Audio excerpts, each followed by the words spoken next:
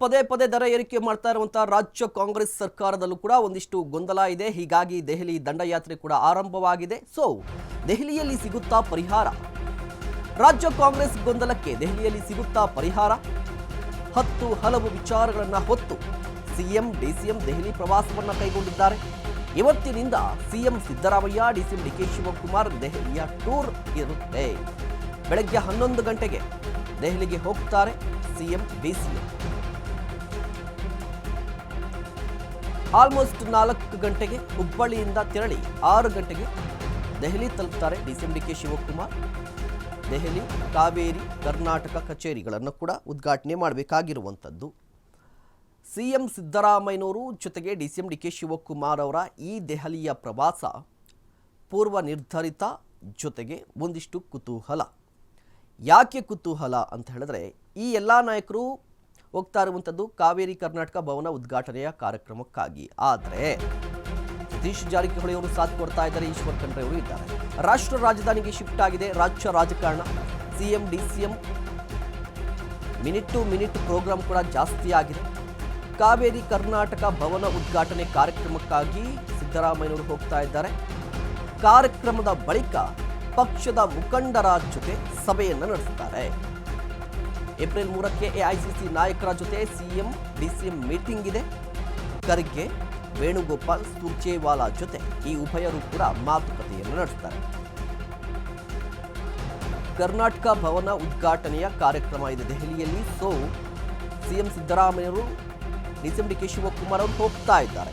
ಅದಾದ ಬಳಿಕ ಏನು ಆಗುತ್ತೆ ಅಂತ ಹೇಳಿದ್ರೆ, ಸಾಮಾನ್ಯವಾಗಿ ರಾಜ್ಯ ಕಾಂಗ್ರೆಸ್ನಲ್ಲಿ ಒಂದಿಷ್ಟು ಗೊಂದಲ ಇದೆ.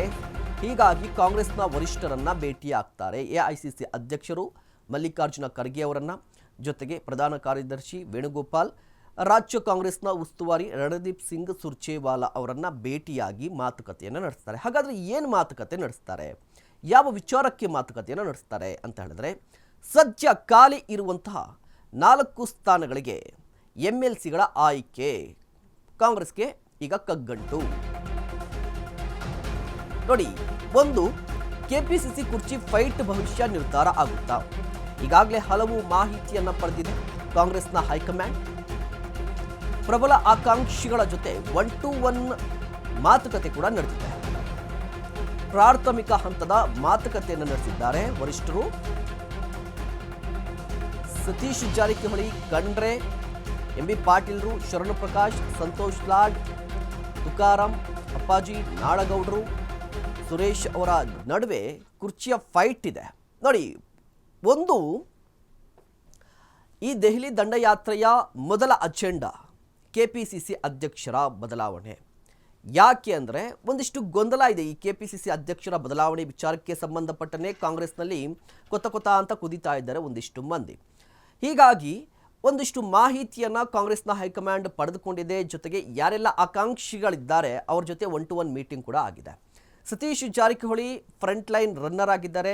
ಈಶ್ವರ್ ಖಂಡ್ರೆ ಮೊನ್ನೆ ಅಷ್ಟೇ ಹೈಕಮಾಂಡ್ ನಾಯಕರನ್ನ ಭೇಟಿಯಾಗಿ ಬಂದಿದ್ದಾರೆ. ಇನ್ನು ಎಂಬಿ ಪಾಟೀಲ್ರು ಕೂಡ 2016ರಲ್ಲೇ ರೇಸ್ಗೆ ಬಂದಿದ್ರು. ಅದರ ನಡುವೆ ಸಾಧ್ಯ ಆಗಲಿಲ್ಲ. ಈಗ ಫ್ರಂಟ್ ಲೈನ್ ರನ್ನರ್ ಆಗಿದ್ದರೆ ಅವ್ರಿಗೆ ಖಂಡ್ರೆ ಅವರು ಒಂದಿಷ್ಟು ಪೈಪೋಟಿಯನ್ನು ಕೊಡ್ತಾ ಇದ್ದಾರೆ. ಇನ್ನು ಶರಣ್ ಪ್ರಕಾಶ್ ಅವರು ಇರುವಂಥದ್ದು, ಬಟ್ ಅವ್ರಿಗೆ ಖರ್ಗೆ ಅವರ ಒಲವಿದೆ, ಸಿದ್ದರಾಮಯ್ಯನವರು ವಿರೋಧ ಇರುವಂಥದ್ದು. ಇನ್ನು ಸಂತೋಷ್ ಲಾಡ್ ಅಂತ ಹೇಳಿದ್ರೆ ಅವರಿಗೆ ಜಾತಿಯ ಕಾರಣಕ್ಕಾಗಿ ಒಂದಿಷ್ಟು ವಿರೋಧ ವ್ಯಕ್ತವಾಗಬಹುದು. ಇನ್ನು ಡಿ ಕೆ ಸುರೇಶ್, ಈ ಡಿ ಕೆ ಶಿವಕುಮಾರ್ ಅವರ ಕೋಟಾದಿಂದ ಬರ್ತಾರೆ. ಇನ್ನು ಖಾಲಿ ಇರುವಂಥ 4 ಸ್ಥಾನಗಳಿಗೆ ಎಂಎಲ್ಸಿಗಳನ್ನು ಆಯ್ಕೆ ಮಾಡಬೇಕಾಗಿದೆ. ಇರುವ 4 ಸ್ಥಾನಗಳಿಗೆ 40ಕ್ಕೂ ಹೆಚ್ಚು ಆಕಾಂಕ್ಷಿಗಳು ಇದ್ದಾರೆ. ಕಾಂಗ್ರೆಸ್ನಲ್ಲಿ ಆಕಾಂಕ್ಷಿಗಳ ಸಂಖ್ಯೆ ಜಾಸ್ತಿ ಇರುತ್ತೆ. ಈ ಆಯ್ಕೆಯಲ್ಲಿ ಸಿಎಂ ಡಿಸಿಎಂ ನಡುವೆ ಮನಸ್ತಾಪ ಕೂಡ ಇದೆ. ಯಾರನ್ನು ಆಯ್ಕೆ ಮಾಡಬೇಕು? ತಮ್ಮ ಆಪ್ತರಿಗೆ ಪಟ್ಟವನ್ನು ಕಟ್ಟಬೇಕು ಅಂತ ಹೇಳಿ ಸಿಎಂ ಸಿದ್ದರಾಮಯ್ಯನವರು, ಡಿಸಿಎಂ ಡಿಕೆ ಶಿವಕುಮಾರ್ ಪ್ರಯತ್ನವನ್ನು ನಡೆಸ್ತಾರೆ, ಸಹಜ.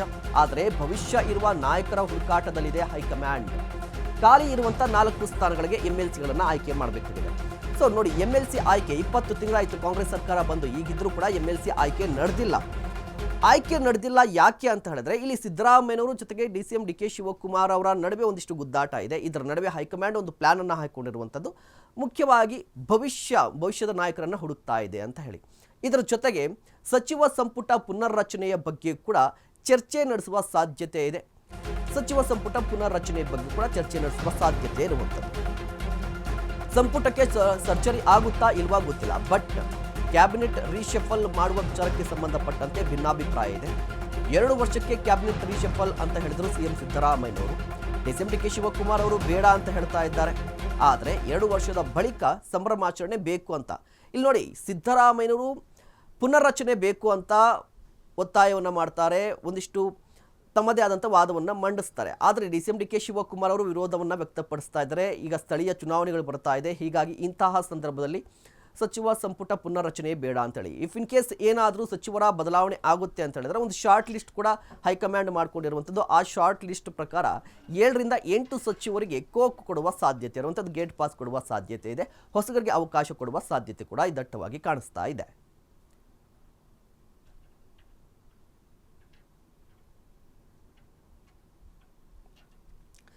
ರಾಜ್ಯ ಸರ್ಕಾರ ಮೇ ಬಂದರೆ ರಾಜ್ಯ ಸರ್ಕಾರಕ್ಕೆ 2 ವರ್ಷ ಆಗುತ್ತೆ. ಈ ಹಂತದಲ್ಲಿ ಕ್ಯಾಬಿನೆಟ್ ರೀಶಫಲ್ ಆಗುತ್ತಾ ಅಂತ ಹೇಳಿದ್ರೆ ಆಗಬೇಕು ಅಂತ ಸಿದ್ದರಾಮಯ್ಯನವರು, ಆಗಬಾರ್ದು ಅಂತ ಡಿಕೆ ಶಿವಕುಮಾರ್ ಅವರು ಇದ್ದಾರೆ. ಇದರ ನಡುವೆ ಏನಾದರೂ ಇಫ್ ಇನ್ ಕೇಸ್ ಏನಾದರೂ ರೀಶಫಲ್ ಆದರೆ ಯಾರ್ಯಾರಿಗೆಲ್ಲ ಕೋಕ್ ಕೊಡಬಹುದು?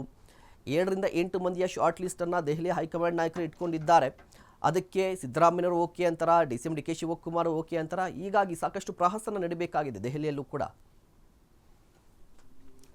ಇನ್ನು ಸಿಎಂ ಸಿದ್ದರಾಮಯ್ಯನವರು, ಡಿಕೆ ಶಿವಕುಮಾರ್ ಅವರು ಮಾತ್ರ ಅಲ್ಲ ದೆಹಲಿ ದಂಡಯಾತ್ರೆಯನ್ನ ಮಾಡ್ತಾ ಇರುವಂಥದ್ದು. ರಾಜಣ್ಣನವರು ಕೂಡ ದೆಹಲಿ ಪ್ರವಾಸದಲ್ಲಿದ್ದಾರೆ.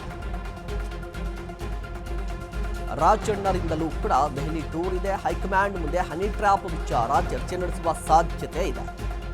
ರಾಷ್ಟ್ರ ಮಟ್ಟದಲ್ಲಿ ಕಾಂಗ್ರೆಸ್ಗೆ ದೊಡ್ಡ ಮುಜುಗರವನ್ನ ಉಂಟು ಮಾಡಿದೆ ಹನಿ ಟ್ರ್ಯಾಪ್. ಸೊ ಈ ವಿಚಾರಕ್ಕೆ ಸಂಬಂಧಪಟ್ಟಂತೆ ರಾಜಣ್ಣ ಅವರಿಗೆ ಒಂದಿಷ್ಟು ಪ್ರಶ್ನೆಗಳನ್ನು ಕಾಂಗ್ರೆಸ್ನ ಹೈಕಮಾಂಡ್ ಕೇಳಿತ್ತು. ಅದಕ್ಕೆ ಸ್ಪಷ್ಟೀಕರಣ ಕೊಡಬೇಕಾಗಿದೆ. ಇದರ ಜೊತೆಗೆ ನಾಯಕನ ವಿರುದ್ಧವಾಗಿ ಸತೀಶ್ ಜಾರಕಿಹೊಳಿ ಅವರು ಕೂಡ ಈ ಹಿಂದೆ ಹೋಗಿದ್ರು, ಆಗಲೂ ಕೂಡ ಹನಿ ಟ್ರ್ಯಾಪ್ ಬಗ್ಗೆ ಚರ್ಚೆ ನಡೆಸಿರಬಹುದು. ಇನ್ನು ರಾಜಣ್ಣ ಪ್ರವಾಸ ಕೂಡ ಕುತೂಹಲಕ್ಕೆ ಕಾರಣವಾಗಿದೆ. ಅವರು ಕೂಡ ಹನಿ ಟ್ರ್ಯಾಪ್ ಬಗ್ಗೆ ಚರ್ಚೆ ನಡೆಸ್ತಾರಾ ಗೊತ್ತಿಲ್ಲ.